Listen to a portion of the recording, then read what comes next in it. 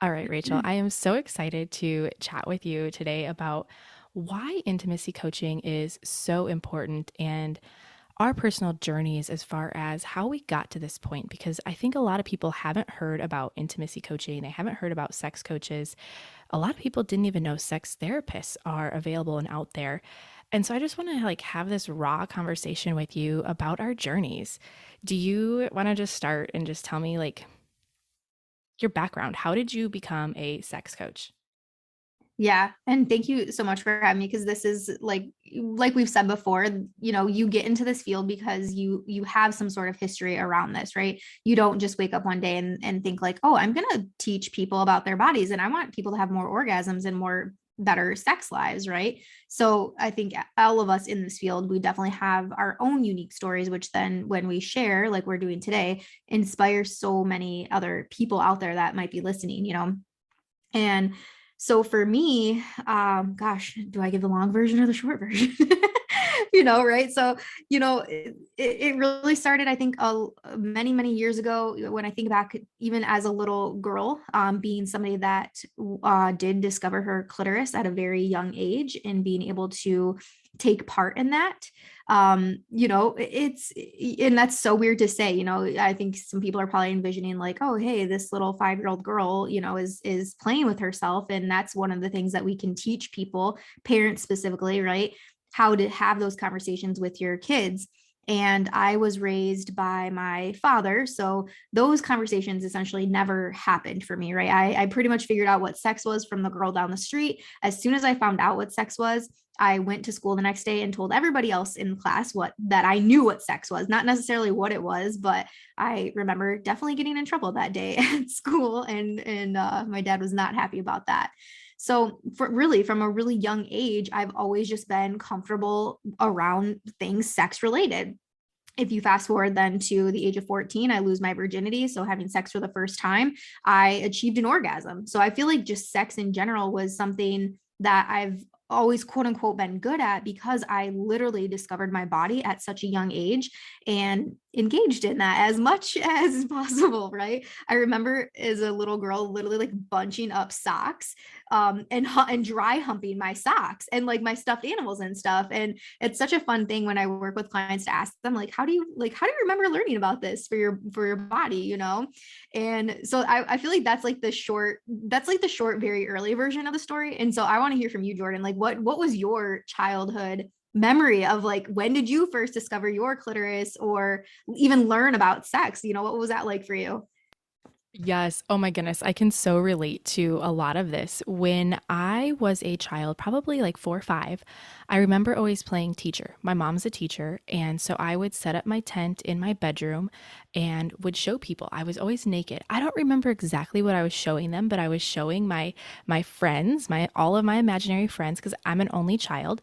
And I actually didn't have a lot of interactions with other children. I was mostly around a lot of adults because my mom was a single mom. So I came everywhere she went, and they were always adults because nobody else had kids because she was a young mom. She was 21 ish when she had me. So I remember kind of doing the show and tell of my vulva regularly. And then when I was, oh gosh, like 9 or 10, I started humping pillows all the time. Mm-hmm. And that was like my first experience with it. And then I had learned that from a friend and I shared it with some other girlfriends like, hey, did you know you could do this? And then that advanced to we were humping on each other as girlfriends and then like making out with each other with our hands between our faces to like practice this whole experience. Mm-hmm. And then at 15 is when I lost my virginity. And I didn't lose my virginity because I had like this lovely, great story. It was, hey, everybody else is doing it. Let me get this over with so that I don't have this anticipation kind of lingering over me. Like, let's just make it happen. Mm-hmm. My first orgasm with a partner, despite giving myself many orgasms, I was like, what, 23 before I ever had an orgasm with a partner. Wow.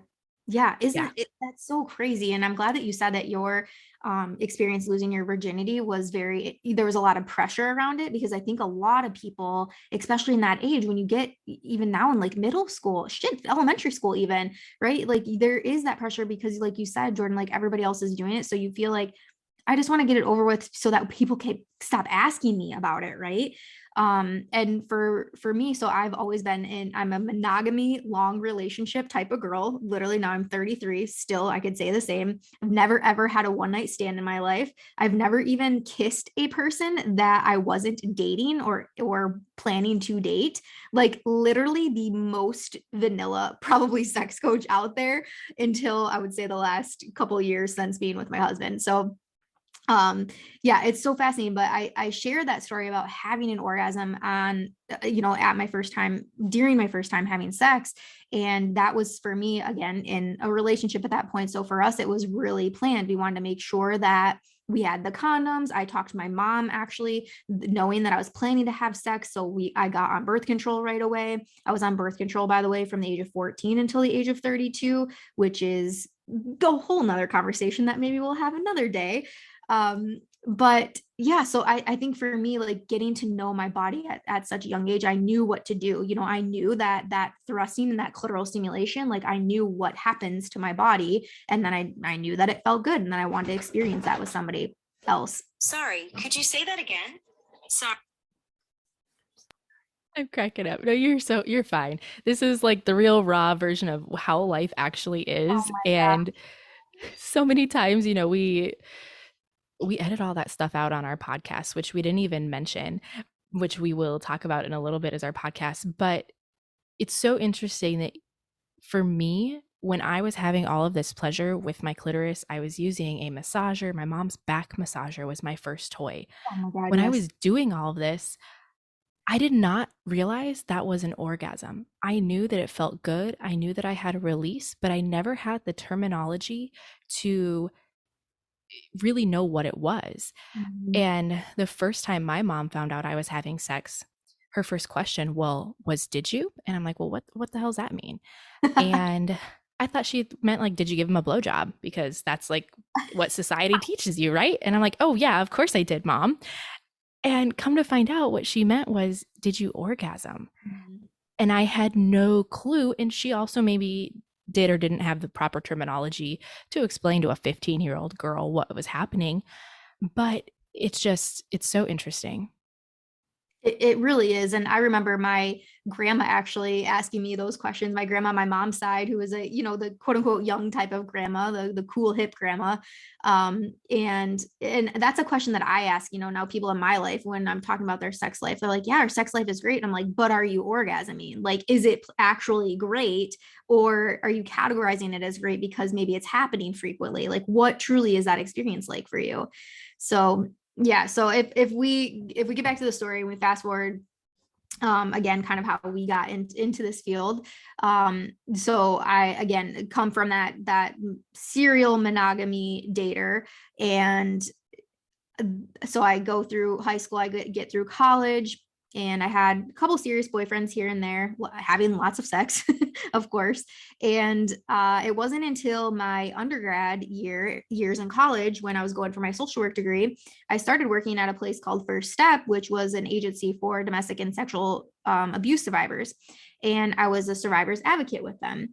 And so one of my job essentially was, when somebody experienced sexual assault, and if they reached out and they went to law enforcement or they went to a hospital or anything like that, I was the person that would then go and meet them there and basically go over their options with them, let them know that there was free services available to them, letting them know what a SANE exam was, just the options that they had for the next steps, and letting them know that they had the choice to decide what was right for them. It's so interesting because law enforcement comes in, they have their own agenda, nurses come in, they have their own agenda. Whereas me being that patient advocate, my agenda literally is that person and making sure that they're being heard. And so for a while, that really kind of messed with me a bit, like seeing sex in such a negative light like that, I sort of became paranoid. It also really made me look at my own relationship at that time a little bit closer to see if, and not to see, but just to notice things that might have been happening that might have been a little toxic or maybe a little bit abusive, not so much physical abuse, but I learned about emotional abuse and psychological abuse and intimidation and all that during this time. And so I would say really that was like the turning point for me. That's kind of when I realized, when I kind of started in this, I was working in healthcare at first. And then I discovered that, like you said, Jordan, a lot of people don't know sex therapists are a thing. I was that person. I remember going to a conference and there was a sex therapist presenting there. I'm like, wait, what? Like, people get paid to talk about sex all day? Like, I can do this thing that I remember loving so much back when I was younger. I forgot to note, I was the girl in high school. Well, there's not many girls that did this, but in high school, I was so fascinated with sex. And my best friend would always have parties. Her mom would go out of town. We would always have parties at her house. And I would literally turn on porn on the TV. And she had this huge ass big screen. If you remember those from back in the day, like the tube big screen TV. And I would just turn on porn. I'd be like, everybody come watch this. Like, I was so fascinated by sex. And it wasn't like, come watch this so we can all get turned on and like fuck each other. It wasn't like that. Like, I was truly just like, it was magnificent to me the way that these women were working. And also goes to say, like, I was educated enough to know that it wasn't real, right? Like, that wasn't so much where I got my sex education from. um that is just crazy. So I remember, looking and learning that sex therapy was a thing. I went back to school to get my degree, to get a certificate rather, in sex therapy and sexuality education. And I worked in a private practice for a long time, for 3 years actually. And that was such an enjoyable time. So you work with people that are coming in for premature ejaculation, people that are coming in that can't orgasm, couples that one person has high desire, one person has really low desire, people looking to enter into a swingers lifestyle, right? Is like every person was a different thing. And I'll tell you, like, in that role, there was never a dull moment. I had friends that would always be like, man, Rachel, I wish that I could just be a fly on the wall. In that therapy practice really is when you mentioned we both have podcasts. That's when I decided, these people were coming into my office. At that time, I was also doing pure romance parties as a consultant for that company. And I remember girls coming into the shopping room and not knowing, saying that this is the first that they've learned of their clitoris. This is the first that they learned that they can't go from anal sex to vaginal sex, that they should be using a lubricant, how to have a voice in the bedroom. Right. And so I'm like, I need to have a podcast. I need more people. I'm only one person and can only help so many people one-on-one like this in a clinical setting or even at parties, and so that's really why I started the podcast. But you also have that clinical background, and so I know you can speak on to that in a much different aspect than I can. Yeah, it's so interesting because mine's very similar yet different at the same time. In high school, middle school, I was the girl who did all of her projects on STIs, gonorrhea, chlamydia, and like Plan B and abortion. And I was the girlfriend that went with all of their friends when they needed to go to Planned Parenthood or when they had questions about their body. That was kind of always the role that I had. And then when I went into college, eventually, I also became a peer romance consultant, and then I went into PA school. And I had always loved educating women. I had heard of infertility and reproductive endocrinology, and that was kind of the area of work that I really wanted to get into. Like, I knew that I wanted to work with women specifically. And I had finished my master's as a physician assistant and was like, educating women, my peer romance clients, all about their body in relation to like proper terminology. It's a vulva, not a vagina. A vagina is a specific part, and the vulva is all of the external anatomy. Or talking more about arousal and desire and all of these different things. I mean, we talked about endometriosis, PCOS. The first like 50 episodes of my podcast were on a private platform before I ever took it public. And that's the same thing, is that the ladies were like, I never knew this about my body. I didn't know that this could affect women. And that's where my podcast was birthed from, in that more women needed to know about their body. And Mhm. so creating that resource for them to go to learn, because really a lot of us don't have a safe place to learn about our bodies. We're not taught about it most of the time. You know, our parents, bless their hearts, they Mhm. want us to know more, but they don't know either. And they Mhm. can't teach us if they don't know. And so this helps, I think that this helps with like that generational gap, in that if I'm able to educate more people about their bodies, they can share it with their daughters, who can share it with their daughters, and eventually more women will understand and know about their body, how it works in all aspects, not just sexually, which is a huge component, but from just like menstrual cycle. I mean, we don't talk about that. You and I have had many conversations about menstrual cycles, which I had a Mhm. breakthrough revelation today about my menstrual cycle. So Oh gosh, so I'll have to tell exciting. you about that. Yeah. But it's just so, that's really where mine was birthed from, is more from a health standpoint in sharing that information, because people need people need it. Women need it. Yeah, I so agree. And if we get a little bit, deeper and kind of peel back the layers to my story and kind of the role that I'm in now, both of us are in that sex coaching role, which isn't the typical like clinically type, buttoned up type setting. We have more range, in my opinion, to do things. We can be more authentic in the things that we do and share freely. And I remember, I've been with my husband now for 8 years, and I remember going through the breakup that in the relationship that I was in before him. And I remember sitting there in our apartment living room. We also had a, big screen TV. I remember sitting there in our rocking chair, like the leather, like hitting up against it was like super cold. So the wind was coming in from the door and Christmas decorations everywhere. So it was like super cozy setting. And here I am just watching my shows, and in walks my boyfriend at the time. Like I'm moving out. I'm going to go stay at my dad's. And I just remember thinking like, what the fuck? Like where did this come from? I was completely blindsided. Also had never been broken up with before. I was always the one doing the breaking up with. And so this just literally turned my entire world upside down. I remember thinking, what am I going to do now? Again, had always been in relationships. I had never truly been on my own. It was always one from the other. I never gave myself time to even be single. And so this breakup essentially forced me to be single and live life on my own, become independent, learn more about my body.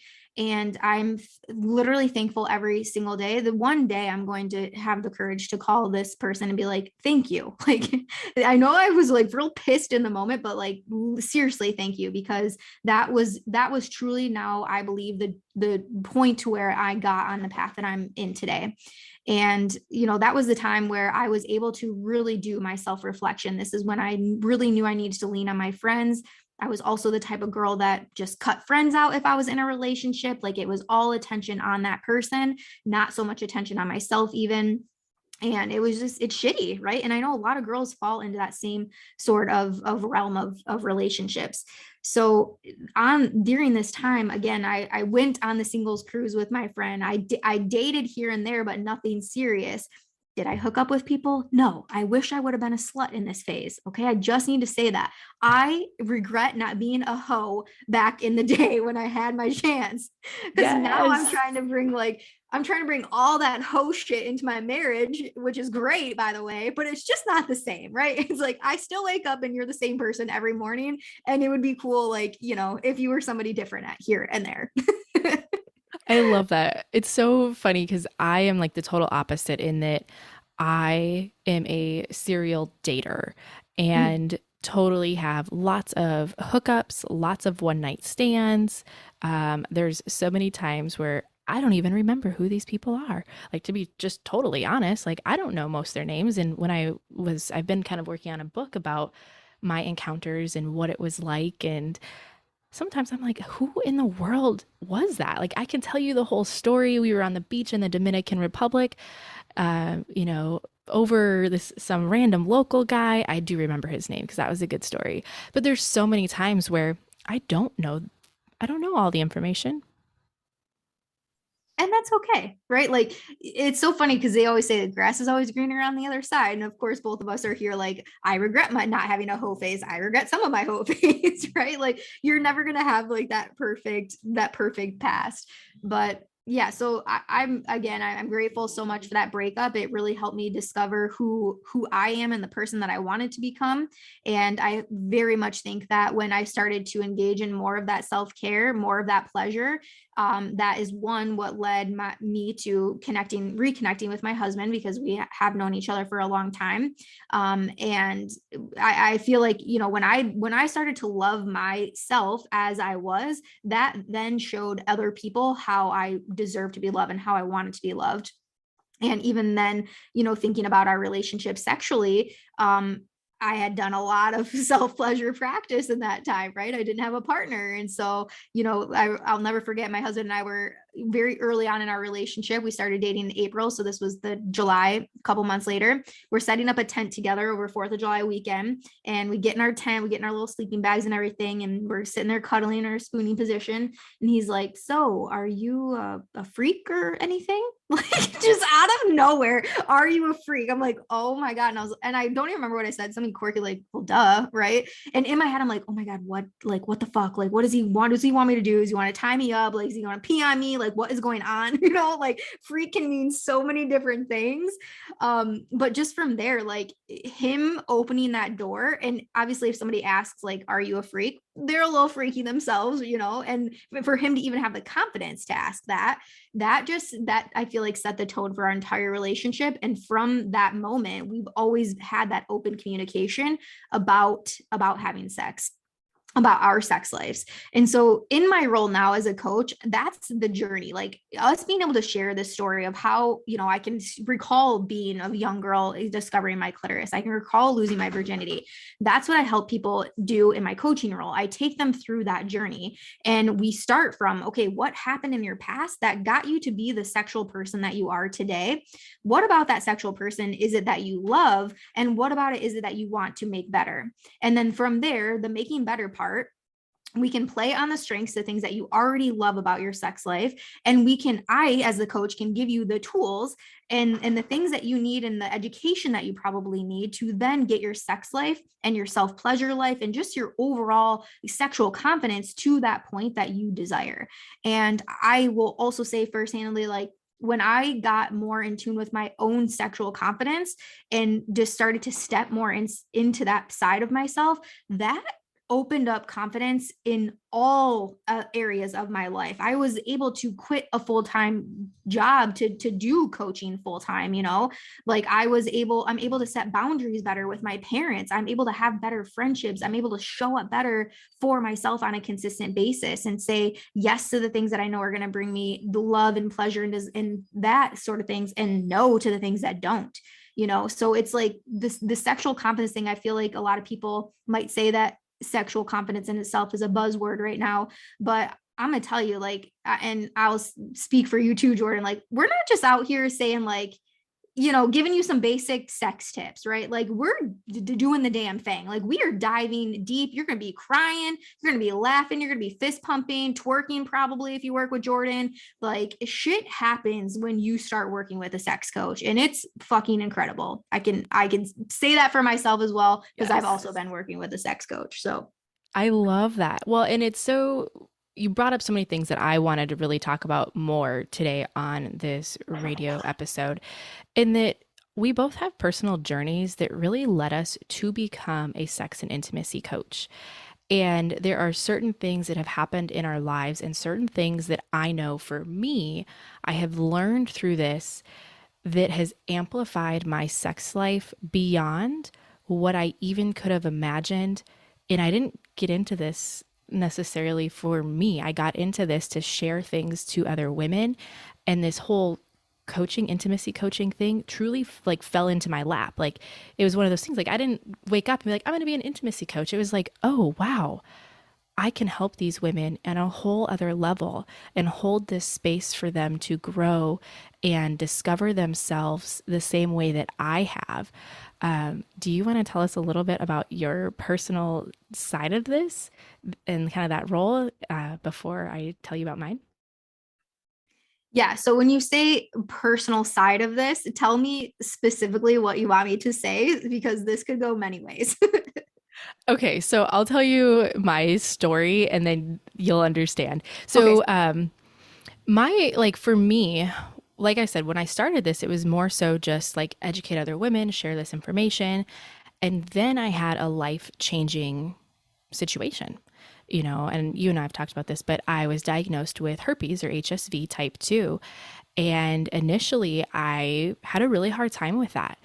And I work in medicine. I know about all of these things. I know how things are transmitted. I know about medications. I know about prevention. I know all of this stuff. Yet I found myself having a lot of shame and guilt and judgment against myself. And thankfully, I ran into some really wonderful resources right away on Instagram and social media. Something Positive for Positive People podcast was one of those. And that was really what jump started me wanting to do coaching, because in about a month time frame, I went from this really dark place to a place of acceptance and like, wow, this actually opens up the door for so many better conversations with my future partner about sex. And it means that I have to communicate about sex before I have sex, which is not something I had ever done before. I've never said, like, hey, this is what I would like before I go have a sexual encounter with somebody. I would just show up and hope that they knew what they were doing. And so it opened the door for me to really have a better sex life, quite honestly. And I know that sounds cliche, but it's the truth. And that is where my first initial coaching program came to mind, was a program to help other women who have an STI deal with it emotionally, physically, mentally. What I learned really fast is that um, there is a need for that. However, a lot of people who have STIs who aren't ready to acknowledge or deal with their STI, who have that shame, aren't ready to learn more about it. And then that is where I kind of stepped into the Empowered in the Bedroom program, which was really targeted for women who had STIs, but all women who wanted to become empowered in the bedroom. And then through my journey with that sex co and that sex chick, or sex and love co, that sex chick, I learned so many things about myself when I started doing orgasmic manifestation, when I started embodying and doing embodiment. And then all of this led to me hiring a personal mentor who helped me learn me. Like, like this was not part of the big plan. And next thing I know, it's like, oh, I have been doing life the way society has told me to do life. And I don't need to do it like that anymore. I can do life on my terms and really discover myself and who I want to be and who I want to become and the type of person that I really am, and just embody all of that. And that's what I mean when I say your personal side of it. Yeah, I think that is such a great story. And Jordan, I know you help so many women, and even women that might not be positive for an STI of any sort. It's that education and being able to know what that looks like, how to identify it, to know that it's not necessarily something that's going to show up right away in their life, and that it could be something that's more prolonged, and emotionally how to handle it. And two, I think you're building such a huge support system then for those people. um so yeah, I would say, in my personal side of it, a lot of it goes back again to that breakup and starting the transition and doing more of an inner look in myself. But if I speak more to present life, since also working with Alexa Bowditch at Sex and Love Co. and doing a couple programs and private mentoring with her, that she challenges you. I think she challenges you to do new things and learn new things and try new things.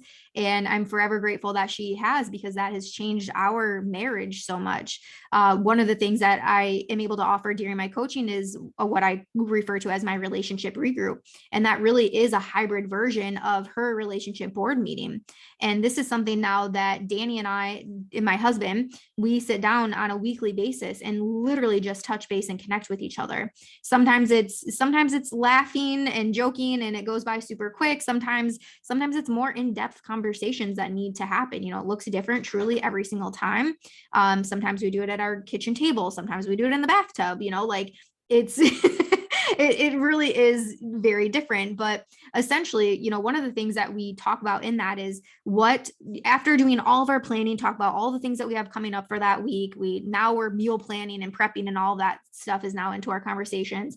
But the main important thing is what one, the first check-in that we do is, how did you feel loved by me last week? And I love that, because for us, that has helped us each really learn and understand the love languages, which is, I know something that we incorporate in both of our coaching. And I'm an acts of service girl. So when I was able to start saying like, oh my God, I felt truly loved by you. Like when you got dinner started, when you drew a bath for us the other night, like when you made the bed, you know, that morning, you know, like those things. And he's like, wait, what? Like, it wasn't the flowers that I got you, or it wasn't the back rub that I gave you, or like the cuddling on the couch. And I'm like, well, yeah, all of those things are great, but like truly felt loved by you. That's acts of service for me, you know? And then true, you know, with helping him understand what his love language is and me to learn that and incorporate more of those things.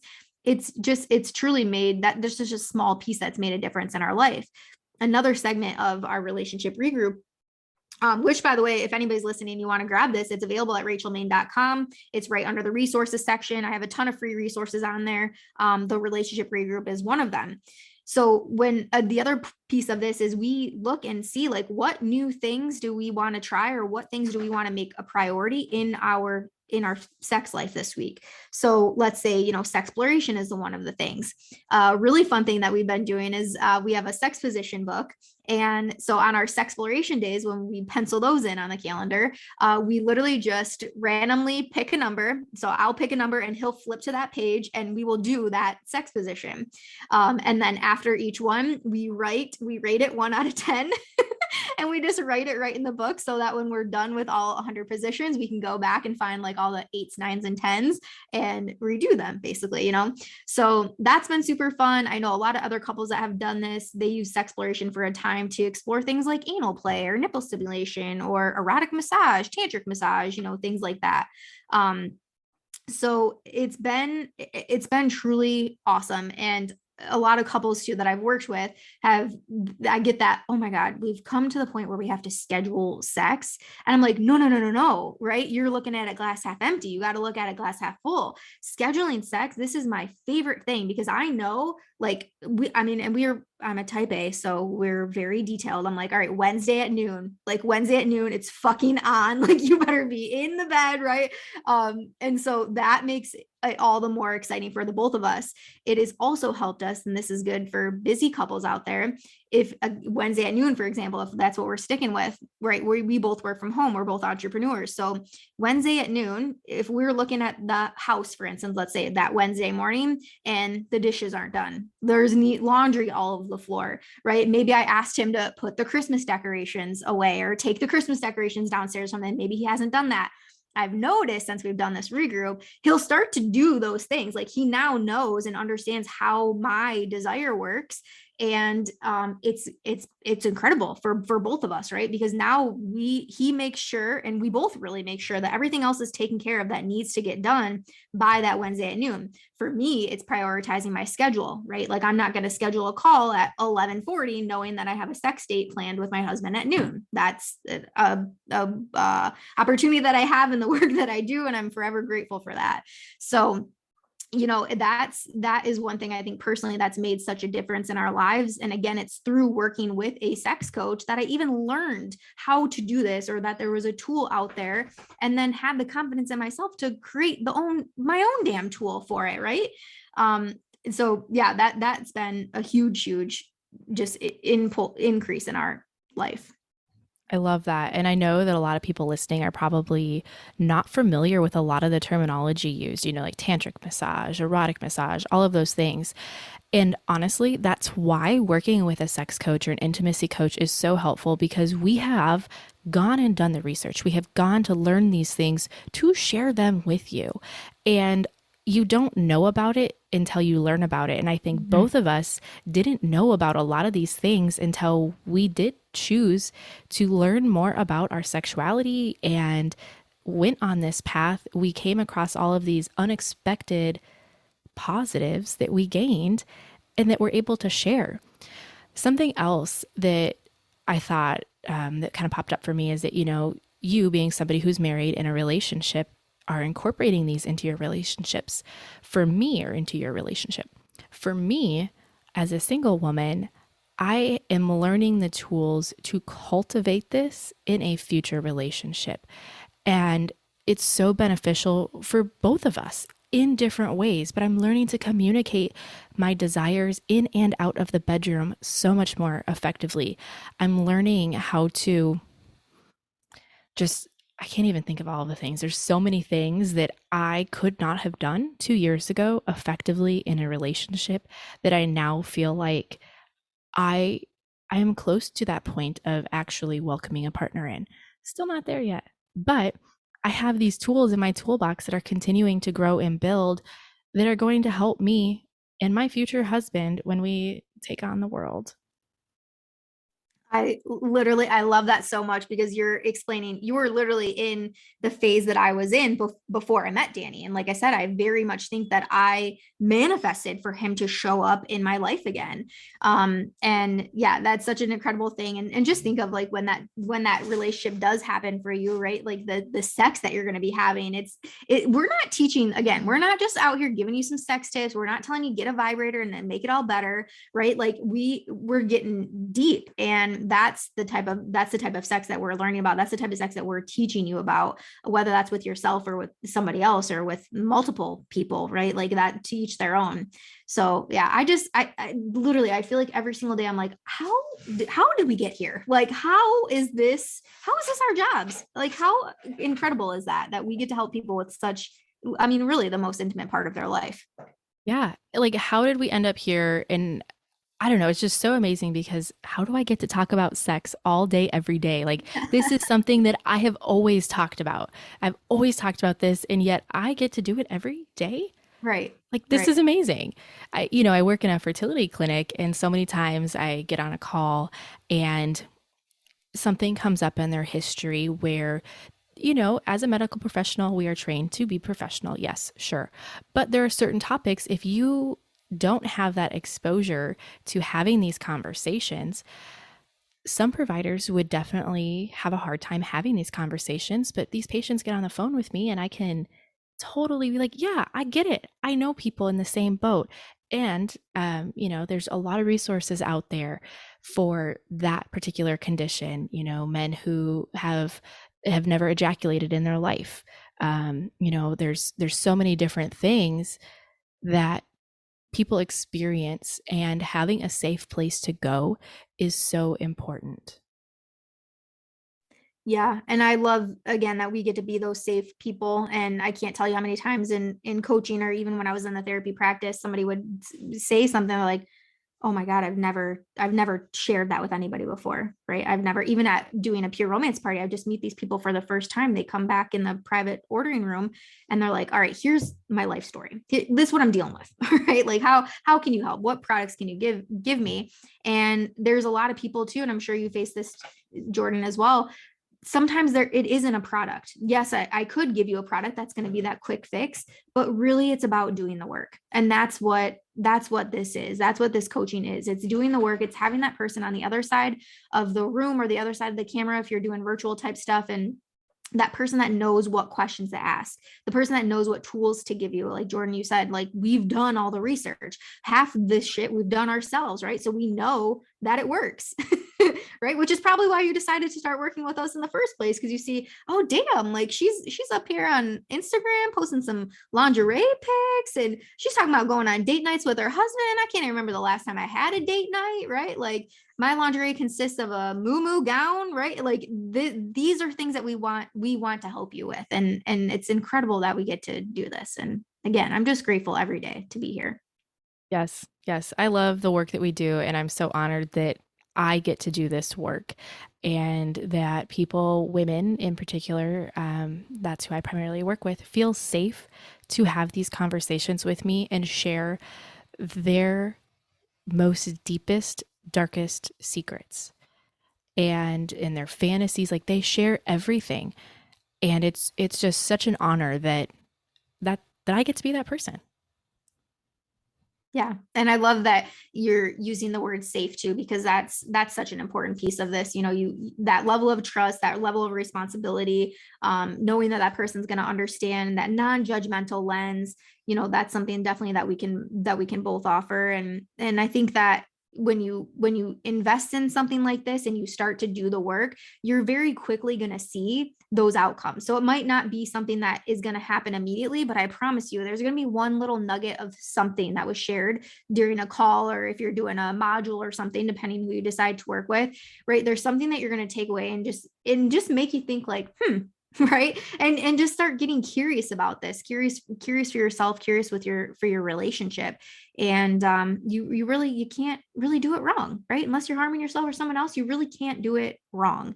But we're going to teach you all of the really, really right ways to do the things, right? Yes, yes. We're going to teach you what we've done that has made a difference in our life. Mhm. And we're going to support you through that because it's hard. It's hard to do this work. It's hard to uncover some of these things. And having that support is really important and helpful. So, this has been wonderful, Rachel. I'm so glad we could sit down and talk about our journeys and kind of talk about the background of how we got here. I know that I don't think we've had this full conversation between the two of us ever Mhm. before. Yeah. So, we also kind of just jumped straight into talking about it today. So, I want to actually go back and tell everybody a little bit about ourselves because if you aren't familiar with us or you don't know who we are, you might want to know. So, I am Jordan Donnell. I am the founder of the Vaginas, Vulvas, and Vibrators podcast. I'm a physician assistant. I'm a sex coach and intimacy coach, and I help women explore their desires. And yeah, that is kind of the general overview of me. You can find information about me on jordandonnell.com. Rachel, you want to tell us a little bit about yourself? Yeah, definitely. Thank you. So much like Jordan, I'm also a sex coach. So I deem myself the sexual confidence coach. On Instagram, you can find me at the_Rachel_Maine. Rachel is Rachel, and Maine is just like the state, Maine. Super easy to find. That's also my website, rachelmaine.com, which I mentioned a little bit ago. Again, tons of free resources on there for you to be able to take advantage of.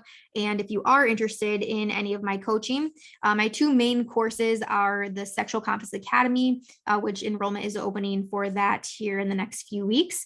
If you're listening to this in real time, it'll launch or it'll open enrollment at the end of January 2022. If you're listening to it after that, just stay tuned. We got a wait list. It's all right. And Connected Couple. So if you're a couple that's looking for coaching, that is my second major program as well.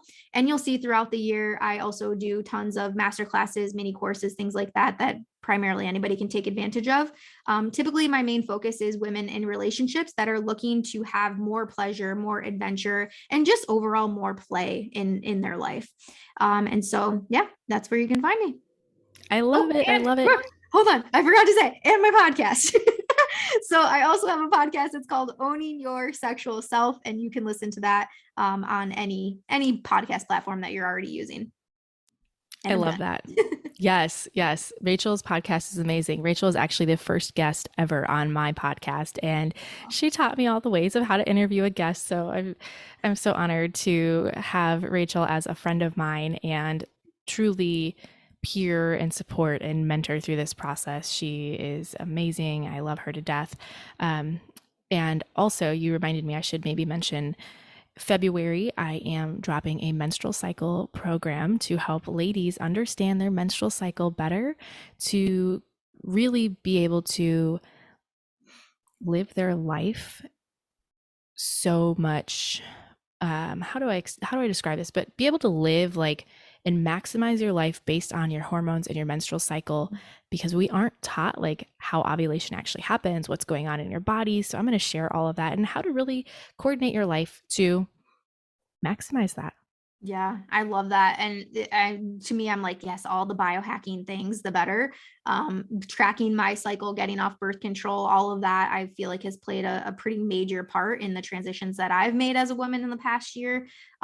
Again, having that voice, having the confidence to speak up to my doctor and have the conversation about getting off birth control, having the confidence to have a conversation with my husband about getting a vasectomy. That's the route that we chose to take to remain child free. And so, yeah, it's amazing. Again, I would have never ever Yes. heard of that if I was not working with a sex coach. Yep. I wouldn't have not known about it if I hadn't done my podcast. And Mm, I am so thankful that I chose to stop my birth control because a lot of the changes and growth that I have gone through is in conjunction with no longer being on my birth control. mhm. Awesome. Look at us. Two bad Aw. bitches, biohacking shit, helping people, like just amazing. Yes. Be sure to check us out. You guys have a great day. Bye, guys. Thank you. Bye.